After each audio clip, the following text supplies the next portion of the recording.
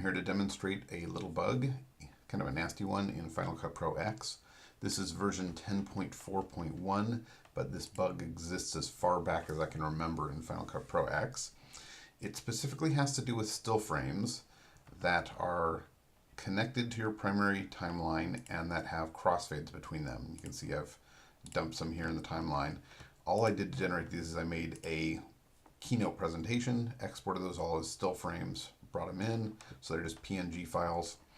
They're all the usual default of 10 seconds in Final Cut Pro, so I haven't changed that. And then I just selected them all, hit Q to connect them to the primary storyline, and I selected every third one and hit Command T to make a crossfade between them. So I've got these groups of 3 frames that have cross frames between the middle ones.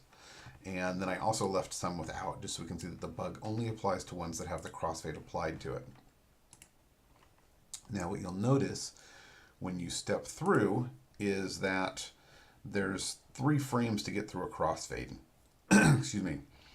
So if I step down through the timeline with the down arrow, you'll see 1, 2, 3, 1, 2, 3, and then this one doesn't have a crossfade. 1, 2, 3, 1, 2, 3, 1. 1, 2, 3, 1, 2, 3, 1. Repeating pattern, nothing out of the ordinary there. Now, if I go into Keynote where I generated the files, and I make a basic change, in this case what I'm just going to do is I'm going to edit the master slide and take out this example text, which I used to generate them. Boop. Say done. Now all my frames have been changed. They no longer have that example text in the master. Now I'm going to say File, Export to Still Images. And again, I'm going to do all the frames, an image from each stage of the build, and PNGs just like before. And I'm going to say Next. Now, I'm going to be replacing the frames that were previously used. Now, nothing has changed about the size of the frame or the format. They're still 1080p PNG files. They still don't have a duration. They're just still frames. And they were generated using the same exact program that I created them with originally, one of Apple's own programs, Keynote. So I'm going to say Export. It's going to ask me if I want to replace the old ones. I'm going to say Replace. Now, when I go back here into Final Cut, and we look, and you'll see it's updated. It's using new frames that don't have the example text in the lower right corner. That's gone.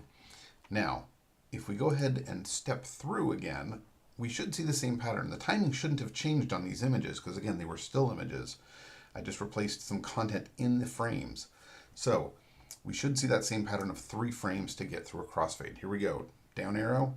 1, 2, 3, 4. What? 4? Something's going on there. Let's zoom in and take a look. Again, I'm here before the crossfade. Hit down arrow. 1. And you can notice right away that the line where it's at doesn't line up right with the edge. It's off. 1, 2, takes me near the middle, but again, it's not right at the middle. If I hit down again, it moves it a little more.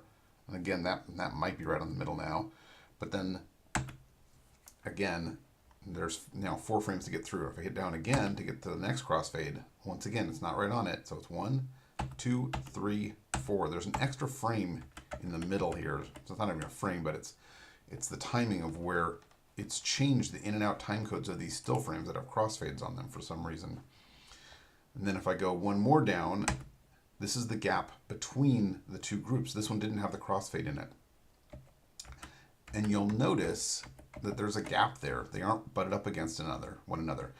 Part of the reason this is a problem is if I try to crossfade these 2 now, before, if I hit crossfade, it would connect them. But now, I hit Command T, they aren't connected, so it just dumps a crossfade at the end. I'm going to undo that, just leave it blank to show you something. So, that's one of the reasons this is a problem. Now to think, well, you could just easily fix it. I could just drag it over.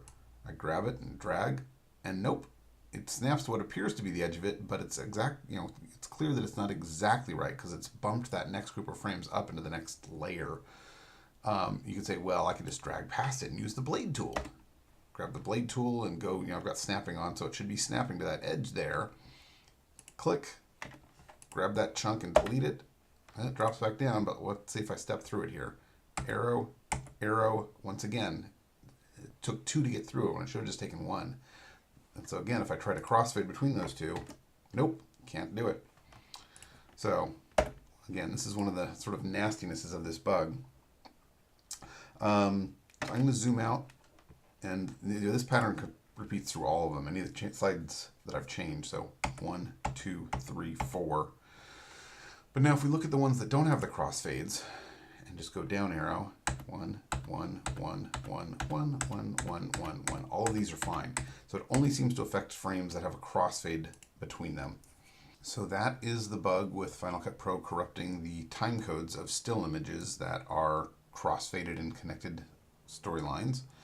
And another reason it's really nasty, which I've demonstrated in another YouTube video, is that if you take one of these little storylines and move it, for instance, like that, and then quit Final Cut and relaunch it, Final Cut will then corrupt the entire project. It'll say that the duration of the entire project is now a length of 0, or sometimes the project will not even show up in the browser at all. Once again, that's another YouTube video, and I hope you guys haven't gotten bit by either of these bugs yourselves, and I really hope Apple will fix them, and have a good day. Thanks.